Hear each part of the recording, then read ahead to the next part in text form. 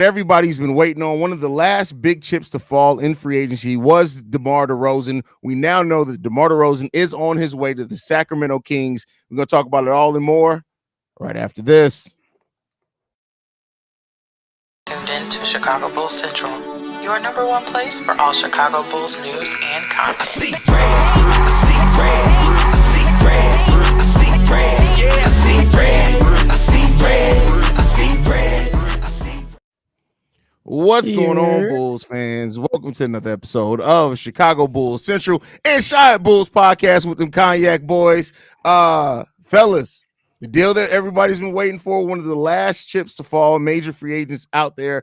Miles Bridges also signs earlier today. DeMar DeRozan gets a 3-year, $74 million deal with the Sacramento Kings. This is a 3-team trade with the teams that we've talked about earlier. DeMar DeRozan is going to the Sacramento Kings. Harrison Barnes is going to the San Antonio Spurs, and Chris Duarte and 2 second-round picks and cash going to the Chicago Bulls. The Bulls walk away with Chris Duarte and 2 second-round picks out of this deal. Keep in mind, DeMar DeRozan was an outright free agent. He could have signed anywhere. The Bulls didn't have to be involved. How you guys feeling about this trade? I think it's a good trade. The Bulls got a nice hefty pot up out of it. Not a hefty pot, but they got what they can get out of this pot. They got a nice young guard in Chris Duarte. He a multi-skilled young man. He can shoot it. He can pass it. He can get to the basket. He can try to play a little defense. San Antonio got them a veteran to come on and help with that young team that they got going on over there. And DeMar DeRozan, I think, is the winner, if you want to call a winner, because he goes to a very good roster, young and very talented. This will be one of the best rosters he's ever played with on his life. I think they absolutely appreciate him. He's going to bring leadership to them in the fourth quarter. I think that's where they have a lot of problems. I think it's a great fit for DeMar DeRozan and the Sacramento Kings. I think it's good for everybody involved. San Antonio also, and I think it's great for the Chicago Bulls that they got something out of it too. And 2 second-round picks. 2 second-round picks is nice in the fact that, AK and Eversley had some success in the second round. But on top of that, there's more assets if they do want to try to make a move somewhere else down the road, something like that. Bobby, how you feeling? I'm feeling really good. This is something that we keep telling Bulls fans. Hey, the Bulls don't have to get involved in this. Yeah. They don't have to, but they did. So we're going to take whatever we got out of this, and we're going to take it for what it is, and we're going to accept it, and we're going to keep on pushing into another direction. For a lot of people, they're going to say, hey, why didn't the Bulls get this? Why didn't the Bulls get this? But at the end of the day, the Bulls got something because they weren't destined to get anything. And shout out to DeMar DeRozan for being such a great damn basketball player that he had other teams coming to his defense to say, hey, we're going to make sure that we initiate or help facilitate DeMar DeRozan to go into a decent franchise because he's that much great of a player. So shout out to him. Yeah. I mean, yeah, it's a solid trade. Ooh, your sound's coming through your computer, camera. Not your mic. Yeah. Hold on. Chris Duarte. What about Duarte? What'd you say, Doug? I just said his name. It's a lot of guards. I mean, we're a very guard-heavy team. I already know. But, I mean, honestly, were we expecting anything different than being a very guard-heavy team? But this does continue to solidify the fact that what have I been telling my big brother, Unc, C-Dub? Nikola Vucevic is going to be the starting center for the Chicago Bulls. How did you speak Vooch into this? How did he got nothing to do with Vooch? Got everything to do with Vooch. Steve-O, how you feeling, bro?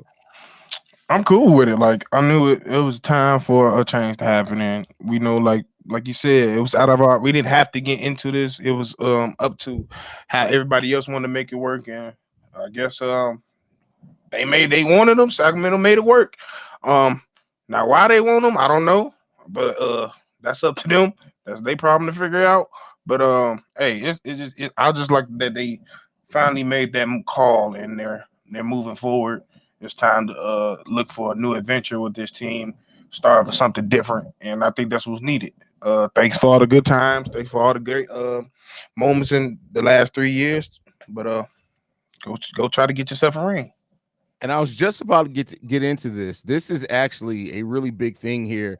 Shout out to Bulls Troy here, who says we also created a $16.7 million trade exception. Now, this you would, for most teams, I would look at this as a nice get in a move like this. But let's not forget the Bulls had a $10 million trade exception that they created a couple years ago that they just let expire. And that's not even counting the Lonzo Ball exception that they had last year that they let that expire. This team's so right up against the luxury checks. Now they have a calendar year to use that. So they have up to this point next season to use that trade exception. And you never know what happens next year in the offseason. But do not. I know Bulls fans, you're going to start your trade ideas. You're going to start your trade packages. You're going to say, we can acquire XYZ with the trade exception.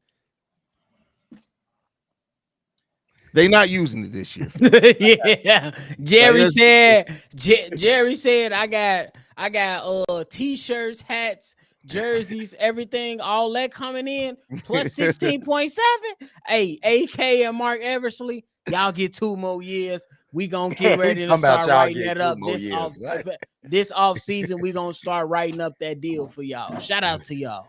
Yeah. Now some people had questioned. I have even been talking in the comment section on the YouTube. Some people have been questioning how much is this Bulls team still trying to compete this year. I'd even got in a conversation with somebody named Giovanni, who was convinced that the Bulls are going to be a top 6 team in the East this season. I'm just like, hey, bro. Hey, Haize, can how do y'all go ahead, Bob? I was gonna say, Haize, can we talk about it? Because like I think it might sound crazy, but I think it's a legit thing.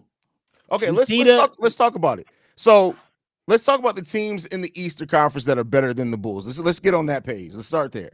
Boston Celtics, I think we all agree, better than the Bulls. Yes. The New York Knicks, better than the Bulls. Mm-hmm. Yes. The Philadelphia 76ers, better than the Bulls at this point? Yes. Okay.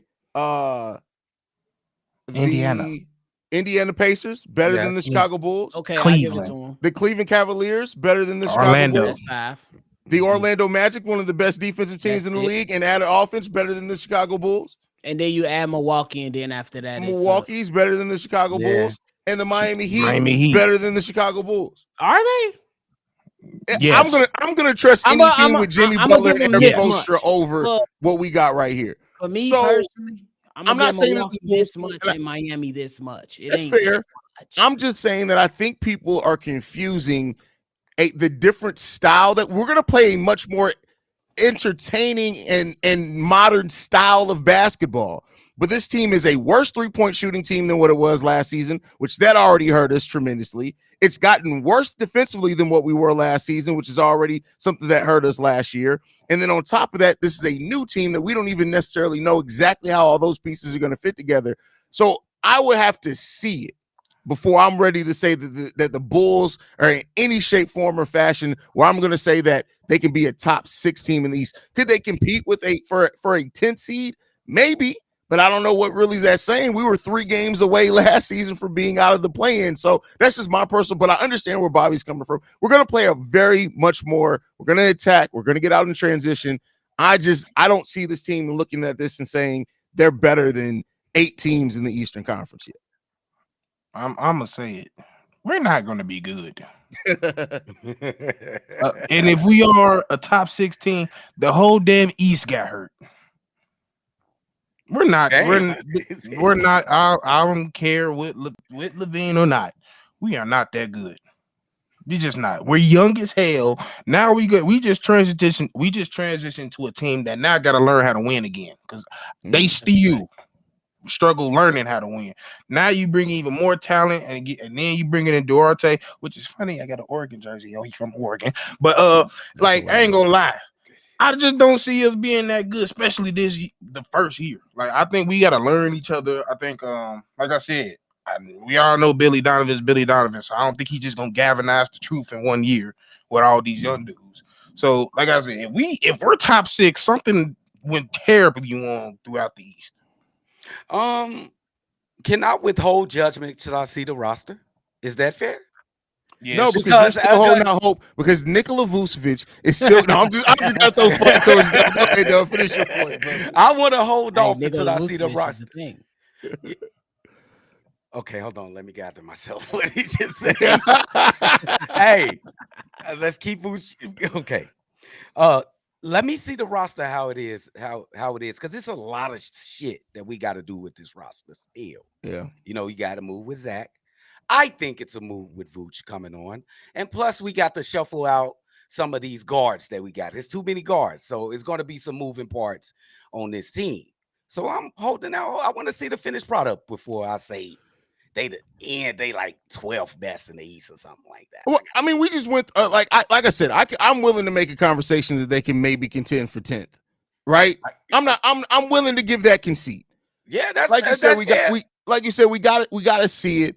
But the thing that I look at and I personally say, like you said, I get looking at this roster and saying it feels like another move may be coming. We already know that the Bulls don't want Zach LaVine on the roster if they can find a spot for him before the start of the season. But I tell you what, I looked at this roster. I was set in this spot the last 2 years in the same time, and I said something got to happen before the start of the season. And A.K. Eversley and Billy Donovan looked at me and said, "Hey, shut the fuck up. We literally going to be starting 6'4" people at power forward." So I gotta see it. That's all I'm saying, bro. I'm just saying I gotta see it, man. I say you gotta go into that. I was gonna say you gotta go in for what it is.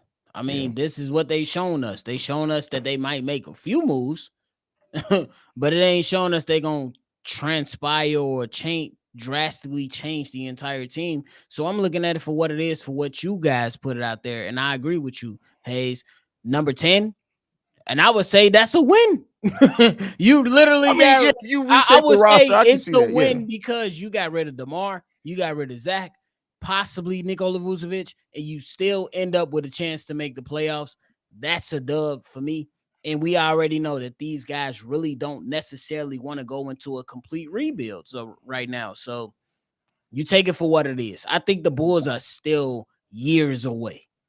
Just to let y'all know right That's now. a fact. Yeah, they're going to be. But they got some. And the difference is, and this is what I've said before, and you know, in doing the solo episodes, is that the fact is that even if the Bulls win 32 games this year, I just threw that out as a number. I'm not picking that. Like, see, I wait to see what the roster looks like.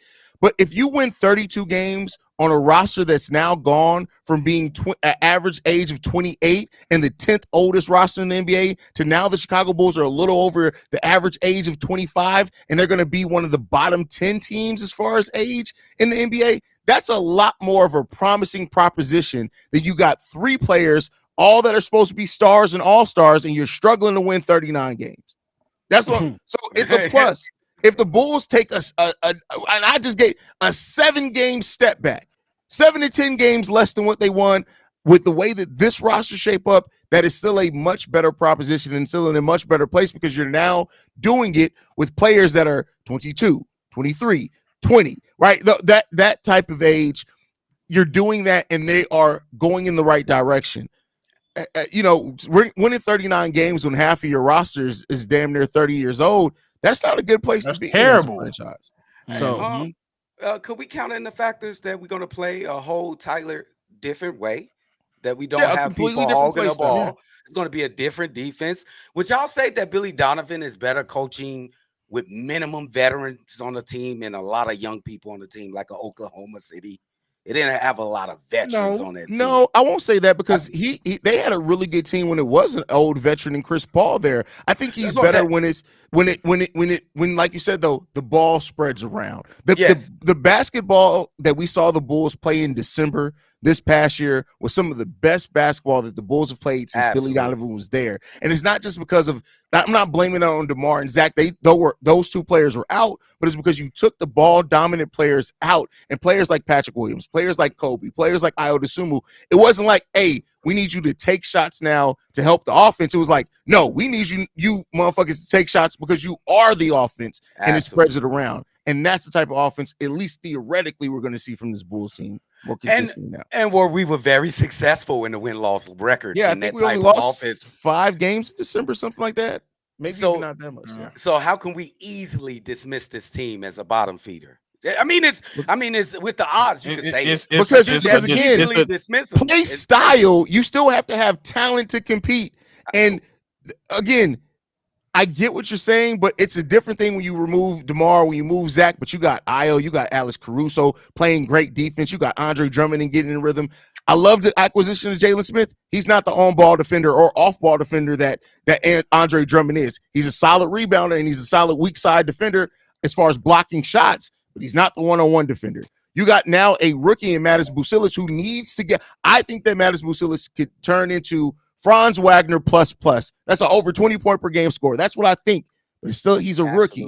You're going into now a passive Patrick Williams and now saying, all right, this is your first full season. You got to take these shots, bro. I just don't see it all coming. It's going to be more exciting to watch, but I don't know if they're going to have the success in that. That's it. I think that's fair. I think that's fair. That's fair. I think that's right on par. Why is you giggling? What happened? Somebody still asleep from 2 days ago. No, I'm not. Somebody still drunk. No, I'm not. I'm definitely not. Bro, somebody said Smith and Sengun gonna be our Camilla in age. Smith and who? Sengun. Adama Sanogo. I mean, said whatever the fuck is. I forgot the motherfucking name. Sanogo. Yeah, him. I'm gonna put it straight like this. The only way we gonna make a big drastic movement into where we want to be as an organization is one move that gotta happen that ain't gonna happen. Tell me, talk to me. You know what it is. We gotta get rid of fucking Billy Donovan, and we not getting rid of Billy Donovan. So therefore, as long as he here, I don't have no hope that we gonna be championships. I told y'all he's not our coach that's gonna get us a championship. So you don't necessarily think Billy Donovan is at all, like competent. I'm done with competent at all. He needs the perfect team, and even then, I don't even believe he could bring us home. Sheesh. I just don't. Why you? I've been like that. Billy just if y'all, this is nothing. It's a Twitter. You could go on Twitter. When the day we signed this motherfucker, I was like, we're doomed. That I did not want him to be signed. As I said, as soon as we signed, I said, we ain't winning shit. What are some of the negatives really on Billy Donovan, Steve, that you really dislike? My thing with him is for him to be such an he's a good coach. He is. He's a good enough coach to get you there. But there's a different gear and there's a different range and there's a different way of style of coach you got to get in when it's trenches time in the finals. And when I seen him there, or seen him near there, I seen him crumble. I seen his reaction wasn't that fast enough. He didn't respond to the adjustments quick enough. He just sat there, and that's his biggest problem is, as a coach, he likes to let them figure it out. Yeah. But this may be the best time for that. Again, not to say for winning basketball games, but to have the young players go out there and figure it out, because now you don't have DeMar DeRozan. I can see that helping to jumpstart their development. Go ahead, Bobby. Yeah, that's my thing. Like, I feel like what Donovan is gonna do now, he gonna hand this team over to somebody that can really turn this shit into something. That's my thought process. Yeah, because my question with Steve-O, because I know that, and I feel you with Billy Donovan. I know we talked a lot on live and offline about Joe Mazzulla and his X's and O's on the basketball court. Do you think Billy Donovan can overcome some of his, low points when it comes to coaching like Joe Mazzulla did? Because Joe Mazzulla at one point, he was just jacking threes. The adjustment was kind of minimal. That's a great question. And that was a lot of things. So, and I got a great Billy answer Donovan for you. with the correct team can push forward like Joe Mazzulla did. But the thing is, we seen Joe Mazzulla fail, and he learned from his failure real quick. Yeah, they will shoot. That's what I'm saying. The next year, he realized, if I'm gonna run this offense, I need an extra, and I need somebody outside of Al Horford. That's a big Kristaps.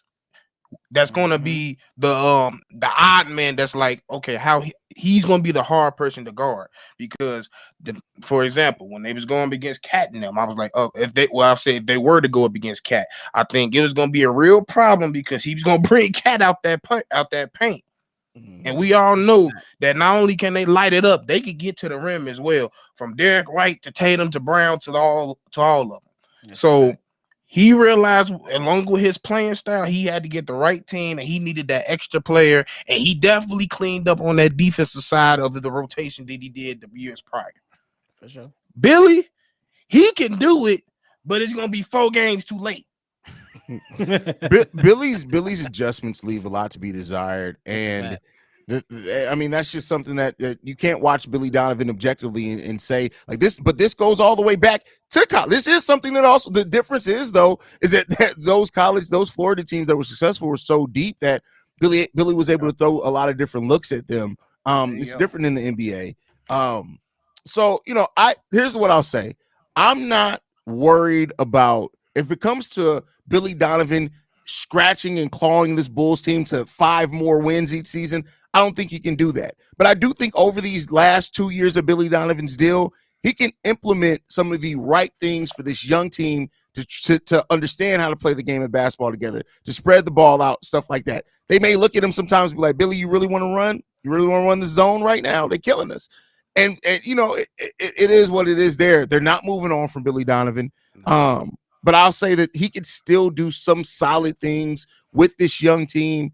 But we got to talk about the elephant in the room. There's one piece of this team that's still remaining. There's 2.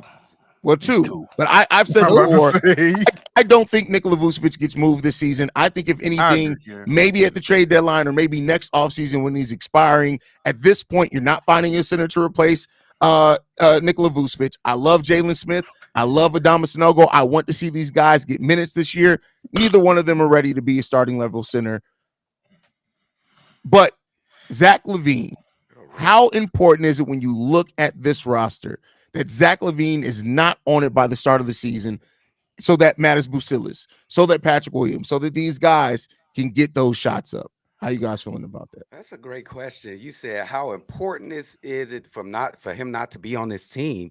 Yeah, I don't think it's that important because my plan is for Zach LaVine to play half a season with the Bulls and get that worth up, that value up, and that's probably what it's probably gonna come down to.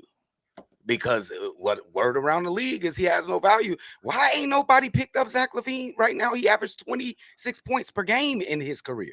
That's crazy. The narrative. It's nuts. But the question I throw to you is keep in mind the trade deadline is not halfway. Like back in the day, it used to exactly be around the halfway mark. That's 2/3 of your season. Do you think that Zach LaVine could do enough in 2/3 of the season to really? And I'm not saying that he can't, but my mindset on it at this point is I think that there's a higher probability of Zach doing more to hurt his trade value than help it, because there's only one way that Zach LaVine helps his trade value. He comes in, he plays well, the team looks good when he's playing. It dispels how he contributes to winning. It dispels the health. But there are like 5 or 6 different scenarios in which don't let Zach LaVine twist the ankle and miss 10 games. Don't let him come back and put up good points, but the Bulls look like absolute shit with him putting up big points. That's gonna hurt him as well. Like I worry that how much can he really increase his value between now and the trade deadline? That's understandable, but at the end, unless you just want to give them away for pennies and Reese's Pieces, that might be your only play at the end of everything. Yeah, I mean, I kind of feel 2 ways about it, because there's a way where I'm like, yeah, that's probably a likely outcome. But at the same time, when he first said this question, my mind went to Laurie and it went to Pat. Every time we get somebody, whether we draft them or not, and we feel like this dude possibly has the future written all over him, there's always somebody in his fucking way. Now, don't get me wrong. Kobe probably gonna have the ultimate green light compared to Montes, but Montes right behind him. Where it was Pat, it was multiple people in front of him. Laurie, he was probably the second option, but we already know he had beef with Jim Bull, and that messed up his whole confidence. And then Fred Hoiberg didn't really make it no better. I want Montes to grow around with his young counterparts, and nobody else is in his way. Because y'all already know I don't think Zach is the problem, but damn it, it's done. It's over with. Oh yeah, it's over. That's the book is over. We put the final period in it. Let's let it go. I want Montez to realize you have a chance for this to be your franchise, and we gonna allow you to have that opportunity to show me, and we gonna give you the opportunity to do it. And the only way I see that is Zach is gone. But where's Bobby, the how you feeling, suitors? brother? Where's the suitors though? Oh, I was just gonna say I'm with y'all. I think that Montes absolutely should feel like he got a way up in this to make this his team. But then I also feel like that Zach LaVine need to get the fuck on. I think it's just it's just time. And I don't think everybody know that I don't believe that Zach LaVine is a bad player in this league. Just last year, we was talking about Zach LaVine being top 5 shooting guard. I still believe if he's able to step on the court, he could do that. But I think right now, when we talk about narratives, the NBA, once you fall into a narrative, it's hard to come out of You that. gotta climb out that. Yeah, You gotta Kyrie. climb out that shit. And I think that when we talk about it, we talk about Kyrie Irving. We knew, most of us knew that Kyrie was good, but the narrative around Kyrie Irving is that he's a cancer. He ain't good in the locker room. We don't know if he can put up 25 points per game, et cetera, et cetera, et cetera. It's the same thing that's happening with Zach LaVine now. And the only thing that's going to be able to get Zach LaVine out of this narrative is if he comes back healthy and play good damn basketball and not be a problem in the locker room. So if there is a chance that Zach LaVine comes back and plays with the Chicago Bulls, he got to be a top-notch soldier. He got to be one of the best. He got to be on the front line. He got to be able to act in a way to get the narrative from the guys that control the narrative, a lot of commentators, to kind of turn the talk to a different stance for what it is for Zach LaVine right now. That's a great point, but I wish he wouldn't have to play to the narrative. But I'm with you on that. it is what it is. You know what I'm saying? That's why I say the suitors, that the teams that can use the Zach LaVine, they're running out. You know what I'm saying? People want Laurie marketing before they want Zach LaVine. That's a fact. So I mean, hey, I would man. want a young 7 foot or more than a 29-year-old motherfucker getting hurt too. But he averaged 26. He in his prime. He's But athletic. that's the thing, though. It's not just. But we know. I don't think anybody doubts that Zach LaVine can score. But you doubt his defense. Hugely. IQ. You doubt his basketball IQ, decision making down the stretch. Like, let's keep in mind, we called it the Zach LaVine special. How many fourth quarters have we seen Zach LaVine turn over the ball by dribbling off his foot? He's horrible in the fourth quarter. A lot. We But can't you're even not- name a fourth quarter to where Zach LaVine really went off in the last year. And The a half. Pistons. I don't- That's it. The The 50-point game in which we lost. It 4 years before that in Charlotte. But with that said, I think that it's proven that he's not that type of player. But Zach LaVine as your third option on your team. I mean, yeah. Please. Any team should want to get that for their team. The third option, your third best defender guarding Zach LaVine. But that's the thing, Dub, is that I think what the teams would have to give up. Like, I think if Zach LaVine was a free agent right now, he'd be signed. But the fact that you have to give up, you have to match a $45 million contract. And so even if you are bringing him in to be your third guy, what have we seen in the play? What does this playoff tell us almost more than any other playoffs? Role players matter. Yeah. And you got to give up a lot. You'll be extracting a lot of your quality role players at this point to match that contract to Zach LaVine. That's a fact. That's a fact. 3 players right there. Yeah. Zach is in a tough spot, for real. If we're keeping it a bean, Zach LaVine is in a tough spot, especially if you want to leave the Chicago Bulls, because it ain't much. Like, people gonna look at this roster and be like, "Hey, bro, y'all supposed to be a play-in team or a lottery team." If I see the only situation if Zach LaVine comes back to this team to where he's getting good recognition is if this team is exceeding all expectations. You gotta, bro. You can't be at where everybody expects you to be. You have to exceed expectations. Yeah. Unless the Chicago Bulls is just gonna take a shitty ass deal. That's how I look at it. I'm about to say, you damn near have to do what DeMar did, because DeMar was about to be painted in the same light before he came here. And that's the problem. Right. That's the problem. Because DeMar DeRozan, because I was just gonna say, because DeMar DeRozan, at least right now, you got the Bulls trying to look out for him, and it's being reported and rumored that the Spurs are trying to look out for him as well. and help him out with facilitating his trade and stuff. And that's just what it is. You are such a professional at these old organizations that they're gonna say, damn, man, we don't want to see DeMar DeRozan out here like that. We're gonna help him out. What organization stepping up for Zach LaVine? None. Minnesota? Not right now. I was just about to say, he already been Minnesota. This motherfucker been to 3 teams by now. He's 34 years old. It's gonna be interesting to see what the Bulls do with Zach LaVine. They've now moved off DeMar DeRozan. He's the first now official member of the former core three for the Chicago Bulls to no longer be on this team. We still got Zach, we still got Vooch here. But let's pivot this back to DeMar DeRozan for a second. Yeah, because while we understand it was time to move on, he turned down a 2-year, $80 million deal that gave, had he signed that contract extension, keep in mind, the Bulls probably wouldn't be going into this rebuild right now. If he would have signed that contract extension when the Bulls offered it to him, they would have been trying to find pieces to keep this thing together. But let's talk about DeMar DeRozan's time here in Chicago. How will you guys remember DeMar DeRozan's time in Chicago?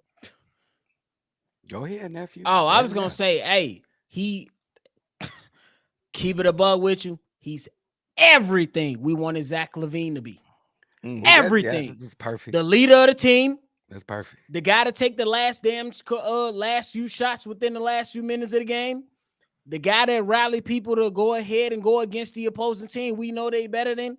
DeMar DeRozan has not been perfect, but you can say that again. When there was a minute left on the clock and you need a bucket, DeMar DeRozan was the man. When we looked at Zach LaVine last year and DeMar DeRozan was out of there, Zach LaVine didn't know what the fuck to do with the ball. We needed a 3. He stepped in the line and took a 2. Oh, my goodness. DeMar DeRozan put on and gave us so many moments. I got to show him nothing but love. Even though it didn't always make sense to what we believe the team, how they were supposed to play, he's everything we wanted Zach LaVine to be. That's guy perfect. That leads the team, take the young guys under their arm, and win some damn games and hit some tough baskets because we know Zach LaVine was talented as hell. But it's a difference, y'all. You can have all the talent in the world. But up here, matters more and it gets you over the hump more often. That's why Michael Jordan is the GOAT. I don't know. Random as hell. But y'all know why. Okay. Random as hell, but y'all know. I ain't gonna sit here and say I wanted Zach to be like DeMar, because that'd be a fucking lie, because I didn't. But my thing with DeMar was, to me, once I saw him in Toronto, I knew who he was. And that was going to be a player that's just very difficult to win a championship with. And at the end of the day, that's what I want. So, yeah, it was nice seeing him get buckets. It was nice seeing those ISO moments. It was nice with the game winners. But all that was nice. But I could give a fuck less. I ain't going to lie to you. Fucking Scrooge over here, damn Scrooge. Hey, man, I don't care. I don't care about almost. The Bulls could win a title and Steve gonna be like, I'm not gonna acknowledge it unless you do it again. Literally, how you gonna say that? And I just said we didn't win a championship. Steve will literally be like, anybody can win one motherfucking title. What's the next one at? That's Steve-O for sure. Like I said, I'm not finna be high bad for moments. We get moments every day watching. I feel you. Okay. I'm appreciative. Like, you made it a little bit entertaining, but at the end of the day, I was getting sick and tired of watching 2006 ass basketball in 2024. I really was. It was fucking irritating to watch. Hey, bro. DeMar DeRozan, I always said he was a catch-22 basketball player for me because you love him and you hate him. I think sometimes we can all remember him slowing down the pace. He slows down the pace so much. He hogs the ball. If once DeMar got his mindset that he's shooting the ball, you forget about it for the rest of the quarter. It don't matter how long the quarter got left. But DeMar DeRozan picked us up a lot of gems, bro. He got a lot of memories. How about the helicopter layups, the helicopter passes, the game winners, what he does for the young fellas, bro? They gonna miss him in the locker room. Them his shorties. Dalen, for sure. Io, Pat, them his shorties. And I think they had a great teacher too. I'm not gonna lie. You can see some of DeMar game and Pat. Hey, all I'm gonna say is this, Dub. The year that Patrick Williams went and worked out with DeMar DeRozan in his summer, it was the worst season of Patrick Williams' career.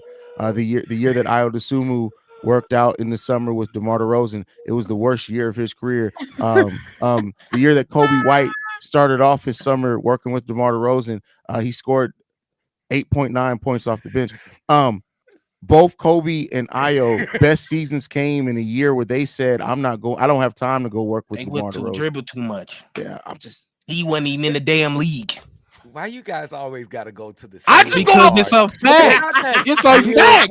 Like at the end of the bro, be professionals, bro. So let me ask you this, C-Dub. If you came to Haize's podcasting camp, in the year that you came out of my camp, you couldn't form 3 words together, and people was like, this nigga got to get off a microphone. Then the 1 year you decide to stay at home and work on your craft your damn self. You come see Bobby. We think we gonna get Haize the credit. You win a podcasting of the year award. Are you gonna say I was a good mentor? Why y'all attacking DeMar? How is that attacking? That's a fact. Y'all should be ashamed of y'allself, bro. No. I got nothing but praise for DeMar. I'm just saying I'm only attacking the people that say DeMar had to be around for mentorship. Listen, the relationship that he has with DeMar, with Dalen, the relationship that he has with Pat, they can still pick up a phone and call him. Absolutely. It was not worth $40 million for that mentorship when players that you have mentored, best seasons came after they didn't work with your ass. I'm just attacking the mentorship part. Can I make an argument? Go ahead, Bob. He was showing them how to be because I got nothing but praise for DeMar after that. My only thing is attacking the mentorship part. But go ahead, Bobby. I was gonna say this. What if it was just we gotta flush out all the bullshit just so you can relearn the new shit and get better? Hey, we sat up. Hey, y'all know how we keep it a buck and we keep it real. My man's Haize said, "Hey, Bobby, C-Dub, Steve-O, Big Kev, we gotta post videos like this. We gotta do shit like this." I ain't look at the analytics. I keep it a bean. But what if the analytics wasn't good initially? But if we stay consistent and we said, hey, Haize said do it like this, or Pat said do it like this, and that shit started to take off after we flush out the bad stuff.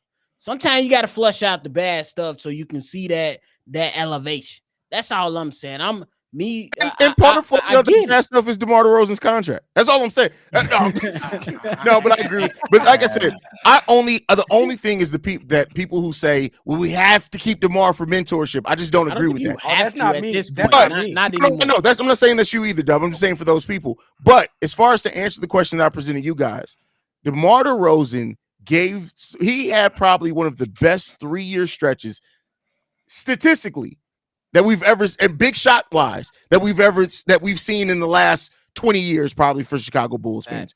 Period.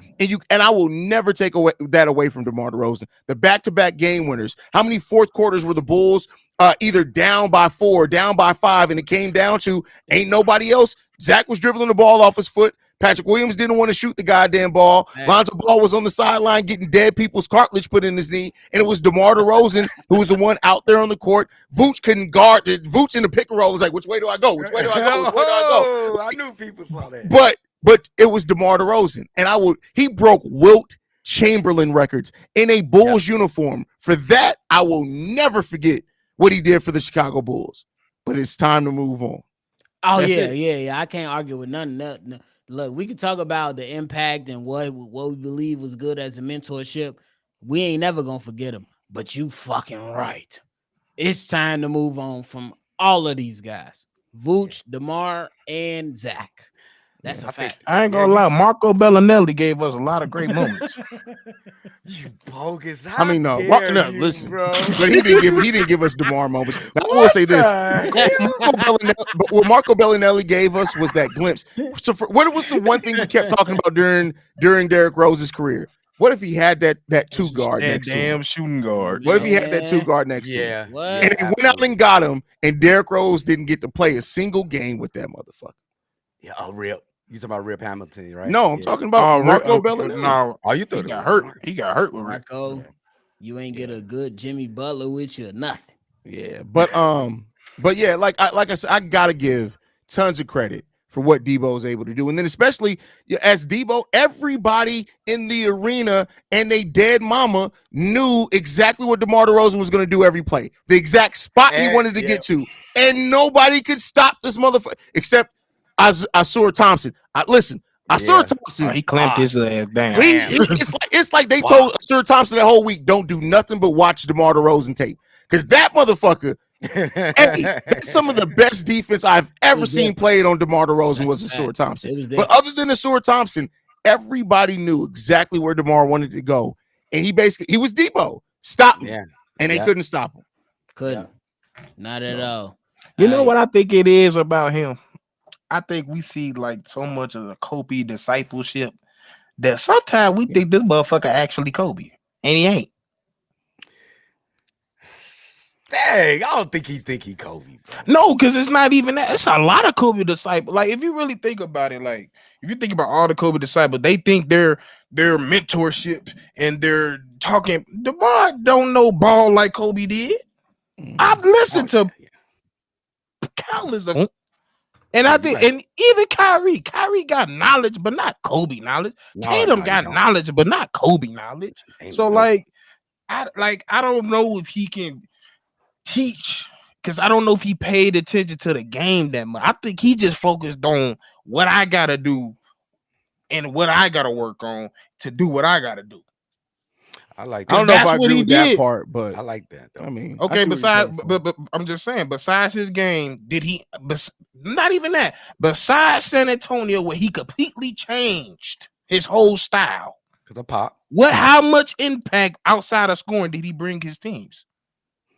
Well, I mean, I would say this year, towards the second half of the season, we saw DeMar facilitate a lot better. And he waited until about halfway through the third, beginning of the fourth to take off. Like, we did see DeMar adapt about as well as he can to a faster pace. He did a lot more facility. He was a mixture of early Bulls DeMar and Spurs DeMar, probably half of the season, the past season. And then I got to give right back to ISO DeMar too. I'm gonna show DeMar some love, because when he got signed to the Bulls, a lot of people said this was the worst signing. Which I agree was bullshit. I agree bullshit. That was straight bullshit. It wasn't perfect. Like, let's be honest, it wasn't perfect. Me, C-Dub, Steve-O, Haize, when you jumped on, we all said, DeMar, run down the fucking court, bro. Run down the court. And that motherfucker lollygag with the ball down his hand, and then dribbled into three people standing in front of him and made the shot. And a lot of people said that was an outstanding shot. And while most of us, these four people, said that's not a great shot, he just made a tough shot. That's just what it was. But I gotta show him love, because back to the original point, he's everything we wanted Zach LaVine to be and more. Everything. Yeah, it says a lot. And more. We called the first year that DeMar was here, we said, hey, Zach, take the young guys under your wing. That offseason, it was no. See, I told you what that was. You could look at Zach LaVine's wife, and you could tell that she looked at it and said, you ain't bringing them young people up in our house during the summer. DeMar DeRozan has so many side babies that they just roll motherfuckers in there every summer anyway. So it was easy just to roll. It was easy to roll Dalen Terry and Patrick Williams in there, because they just got side babies all in the house any damn way. He just came in. This my son. Hey. I didn't know about. He did say that he called Dalen Terry's son, and he would tell his daughters, "Oh, go help your brother out," because they're used to DeMar's side babies just rolling in that motherfucker. Hey, this ain't a good segue, but we gonna miss Dior, bro. We gonna miss Dior, bro. She a legend, bro. Oh, my mama. If anybody, I'm mad she fucking go. I'm mad she leaving, bro. She is a GOAT in Chicago, bro. She never got to pay in Chuck E. Cheese, ever, if she comes to Oh, my mama. You sure she get into the play kid for free? Yo, man, get a pass to Sky Zone. For the Sky Zone, Jump America. Yeah, we got two super chats, y'all, before we get out of here. Easy said, Golden One Arena did a standing O for DeMar DeRozan. Love your channel, and I'm a Kings fan. I love your IQs. Well, we appreciate that. Easy car mode. And listen, the thing that I think and we didn't talk much about how this fit could work for the Sacramento Kings. Maybe we do that over NBA Central on the video. But because DeMar is walking into a situation where he is clearly the number 3, you guys are going to get a damn good player in DeMar DeRozan. Like because he's not passing up De'Aaron Fox in that. Sabonis, you're not passing up Sabonis on that shot chart, but you're getting somebody who comes in and is going to elevate that offense, especially one of those guys are sitting. And I'll say this: if they can turn a version of Spurs, DeMar there in San Antonio, in Sacramento, that DeMar DeRozan Sabonis pick and roll, that could be a nice weapon for him. Can I add one tidbit to that? Yeah. De'Aaron Fox is a clutch player of the year winner too. Yeah, that's a fact.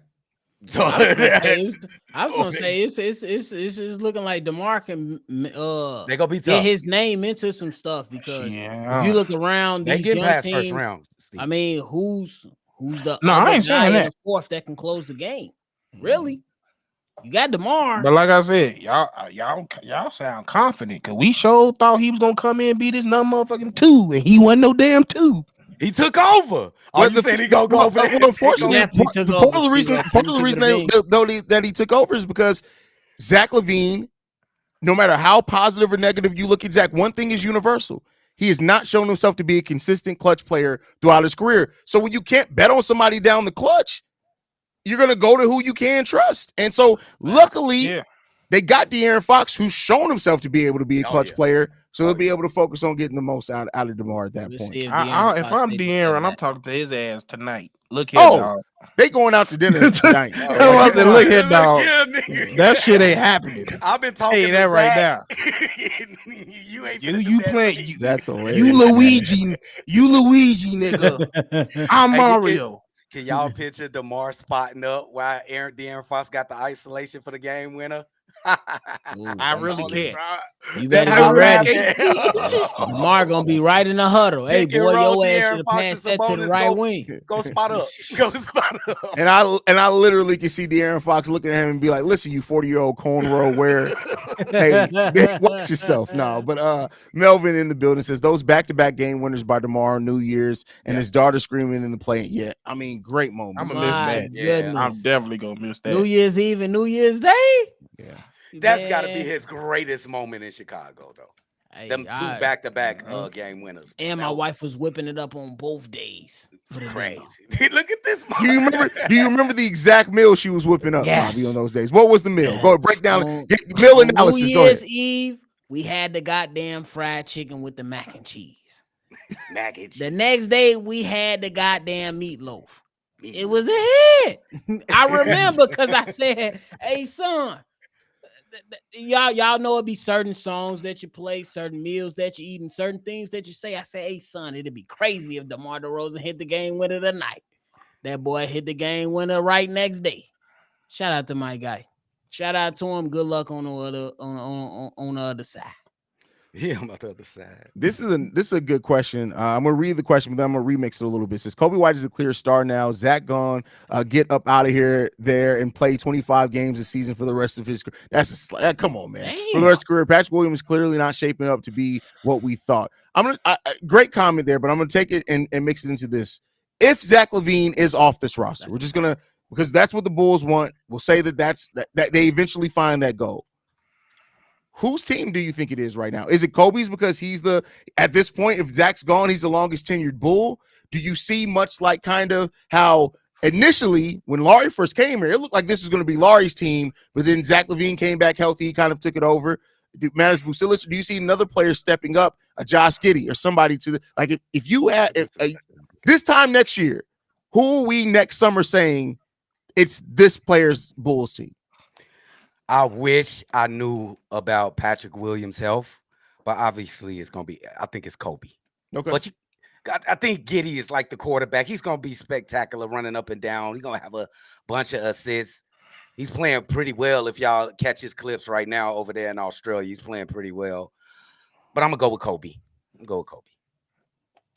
Oh, yeah, Kobe for now, but I do feel like Montes is a threat. You think Montes is a threat? Because if you just talking about, like we said, we talking about who has my generation saying the aura of a superstar.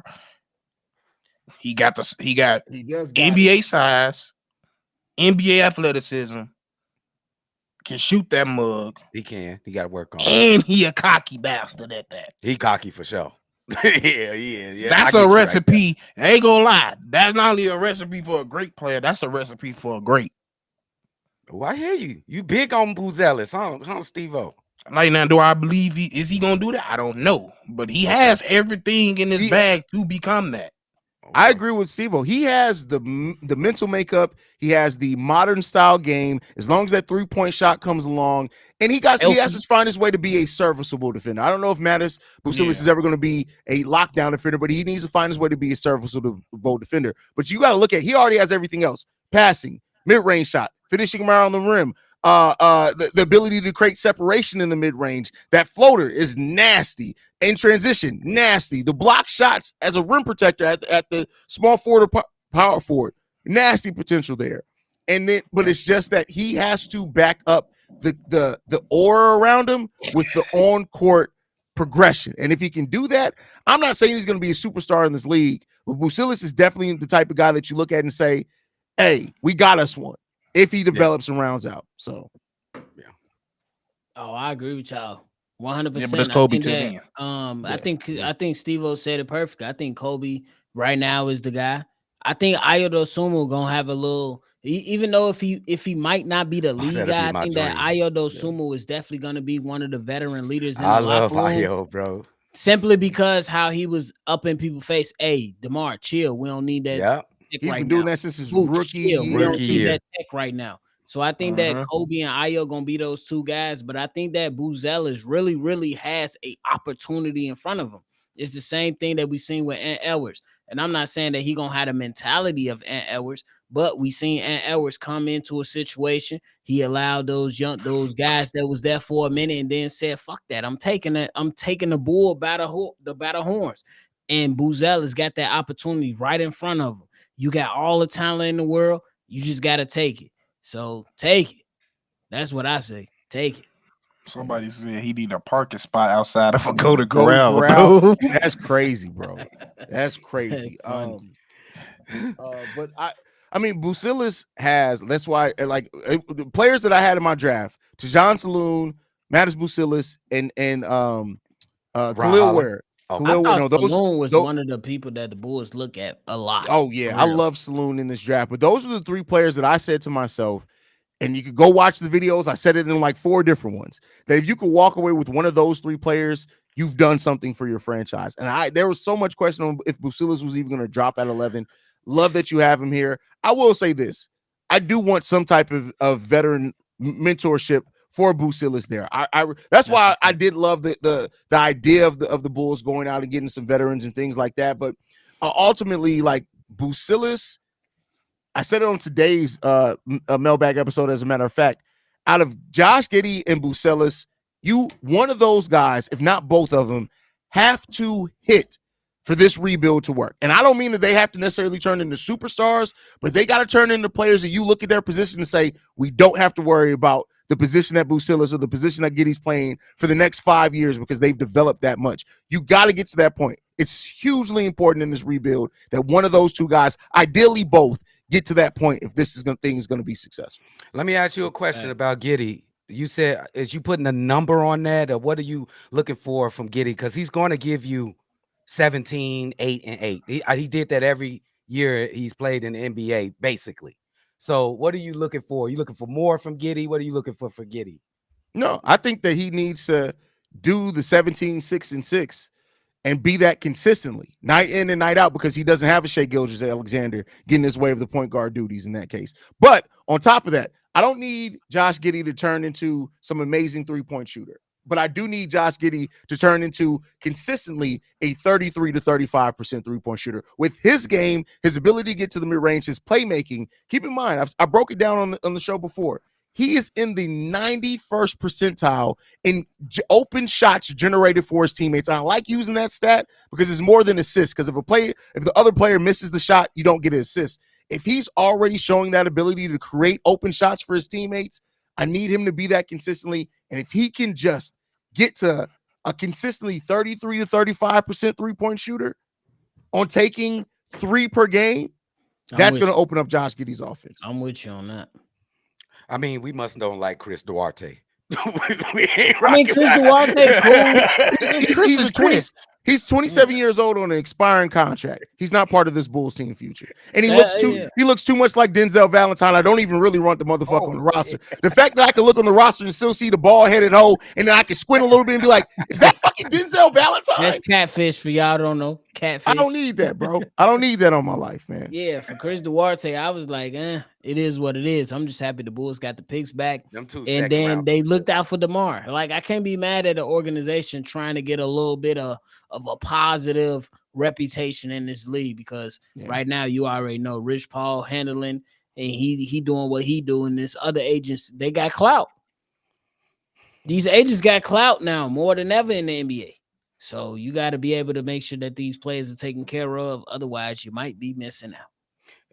Can I ask a SOV question? Just one before we get off. A what? A shit on Vooch. A shit on Vooch question before we get off. Can I ask it? You see how the team is turning up. We losing up all these veterans. You look at a team photo. You look at the team. Nick Vooch fit this team. Actually, I think he does, and here's what I'm going to tell you. Here's what I'm going to tell you why he fits the team. I'm going to break it down for you. Defensively, he definitely fits. Everybody sucks defensively now. We ain't defending shit.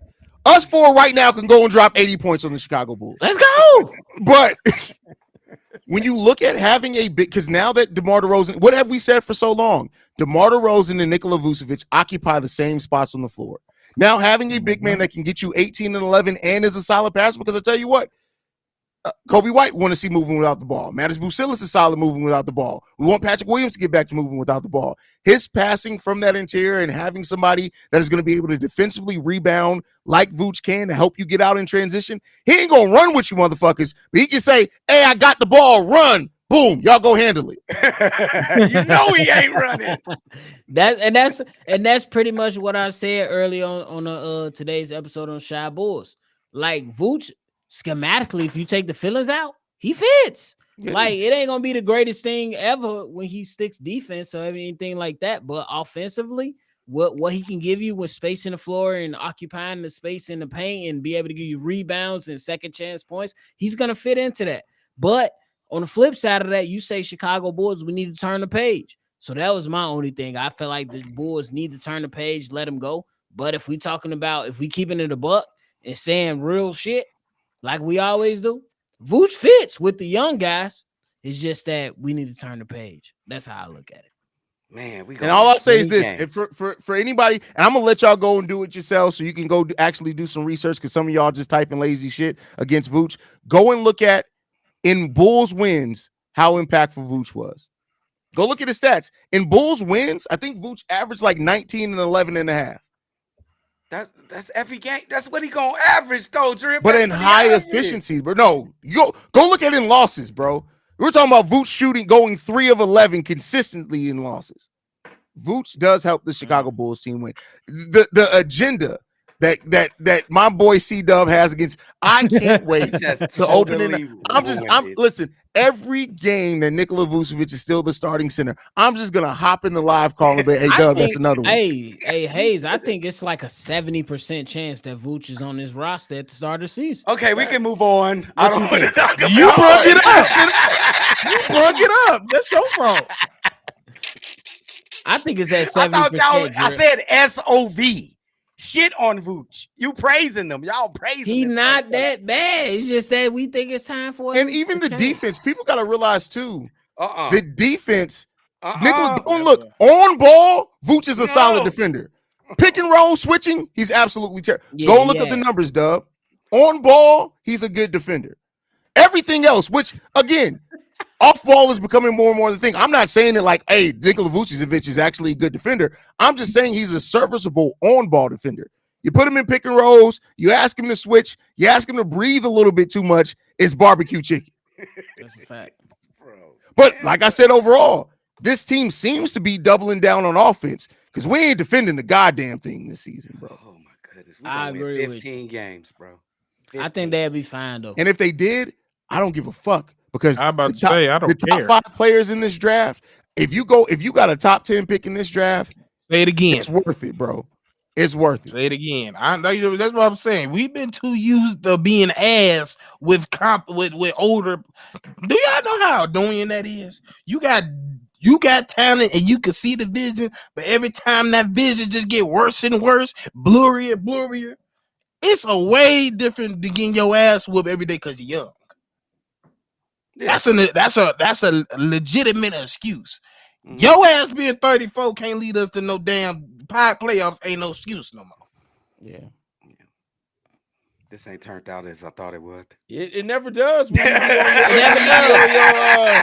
I told y'all about Jalen Smith. It's the same thing. I told y'all we should have traded that motherfucker. That first year after that, that's the best time. Yeah, but I get, and I'm not saying that I do get it though. You're accurate that yes, that was the best time to trade DeMar DeRozan. But like I've told many people, there's not many GMs that are going to trade one of your biggest pieces at less than 12 months after you just put that team together. That's a fact. And that's why his ass ain't a great GM. But that's the thing. I don't think even the best, not that soon after that team had been together. Now, after year 2, some of the great GMs in the league would have been like, all right, DeMar, we thank you for your 2 years of service. We got to get some of these picks. Especially I believe that second year. Yeah, especially like don't get me wrong. Like in my head, yeah, I know year 1 was a risk. Like that was a nice little risk to take. But at the same time, from a basketball standpoint, that's why I thought their mindset was going. I'm thinking he was just the catalyst to get Zach to sign. And then once we seen Zoe go down and everything else go down around, I was like, all right, this ain't no longer. I thought they was going to have the thought process of like, all right, what we thought was going to be the vision, we got to change this shit because it don't look like this going to be the vision. No, they try to play through that shit. And I see everything that's happened right now, I seen it happen already. That's why I'm just like, I seen the shit coming. Bro. Does this mean we get our 2025 pick? No, right? It's still protected. I mean, it's still, yeah. I mean, they didn't unprotect the pick in the trade. To recap before we leave, for those that are heading on, the Chicago Bulls signed and traded DeMar DeRozan to the Sacramento Kings in a 3-team deal. The Kings get DeMar DeRozan. Harrison Barnes is going to the San Antonio Spurs, and they're getting an unprotected pick. It just said unprotected. I don't know if it's first or second round. I'll see if it's been updated. The Chicago Bulls are getting Chris Duarte and 2 second-round picks in the deal. I'm gonna take your shit. You get something out of that, and you ain't even had to get in the business of DeMar DeRozan. You ain't had to get in the business of DeMar DeRozan. You got something out of it. It is what it is. They made out pretty good. 2 second-round picks. I'm gonna take it, man. Yeah, y'all think Chris Duarte get cut with weight or something like that? No, I mean honestly, with him being an expiring contract, I would not be surprised if maybe he is included in a Vooch deal or a Zach LaVine deal if he is moved. Oh, I like that first statement. I think he better than Javon Carter. I threw you some bell there, Dub. I've been going hard at you on the Vooch thing. I threw you a little bell on that. I think Chris is better than Javon Carter. Oh, you're better than Javon Carter. I'm better than Javon Carter. What are you saying? C-Dub 70, so he busted. C-Dub 70, but his vocal cords 136. My mama. I'm a 70. Ain't none of these Negroes can beat me in a game of one-on-one. No, Nigga, you invented the game. You should be. I'm 70. You should be. You was right there with Nate Smith. Your ass made the first. C-Dub's the one that named it the pick and roll. He was like, hey, thanks for setting the pick. Roll, nigga, roll. Like, yeah, that's crazy. 70-year-old, the most athletic in the bunch. How long? Athletic? Nah, you ain't the most athletic. Come on now. I'll run your ass. I you basketball. The most athletic. You walk like your kneecap made for you. You walk like you got Lonzo Ball knees, bro. Come on. He said I got dead people in my knees. You got dead people. I see dead people. Any last thoughts before we get up out of here, fam? Damn, thanks for the good times. Oh man, no more cornrow Kobe. Peace out, cornrow Kobe. Hey, damn, somebody gotta get another new bag. Somebody gotta earn that for sure. They definitely gotta earn that.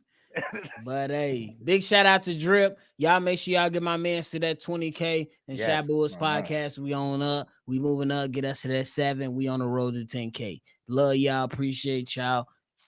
It's busting. Let's go. New Bulls team. Let's go. Yeah, y'all can follow us at Bull Central Pod. You can send us any feedback, questions, comments, concerns. BullCentralPod@gmail.com. Lastly, if you want to leave a text message and or voicemail, 773-270-2799. But more importantly, go over to the Shot Bulls podcast with them Cognac boys. Make sure you guys hit the subscribe button. There's no reason these motherfuckers should be less than 10K subscribers. Y'all go hit the subscribe button. Stop being freeloaders. They drop good content over there daily. Y'all make sure y'all support them, man. But with this, we did an hour-long video after the DeMar DeRozan trade. I tell y'all what, I'm tired of talking about it. He's not a Bull no more. I hope him success and best wishes. And now, starting tomorrow, we start the